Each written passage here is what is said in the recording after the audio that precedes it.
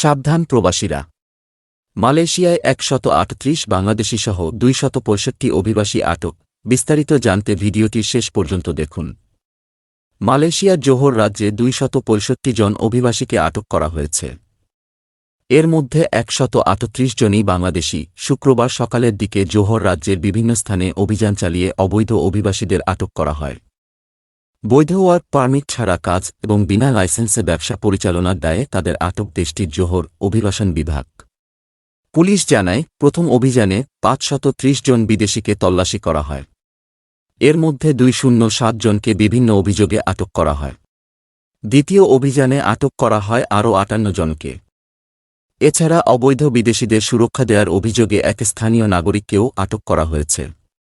স্থানীয় বাসিন্দাদের অভিযোগের ভিত্তিতে এই অভিযান পরিচালনা করা হয়। অভিযানে বাংলাদেশি ছাড়া চীন, Myanmar, Pakistan, Indonesia, Vietnam, Bharat ও শ্রীলঙ্কার নাগরিক রয়েছে। এসব অভিবাসীরা দেশটিতে বৈধ পারমিট ছাড়া কাজ এবং বিনা লাইসেন্সে ব্যবসা পরিচালনা করে আসছিল বলে জানিয়েছে পুলিশ। আটককৃতদের জোহর রাজ্যের সেতিয়া ট্রপিকা অভিবাসী বন্দি শিবিরে পাঠানো হয়েছে। এদিকে মালয়েশিয়া জুড়ে ধরপাকড় শুরু হওয়ায় গ্রেপ্তার আতঙ্কে রয়েছেন শত শত প্রবাসী বাংলাদেশি।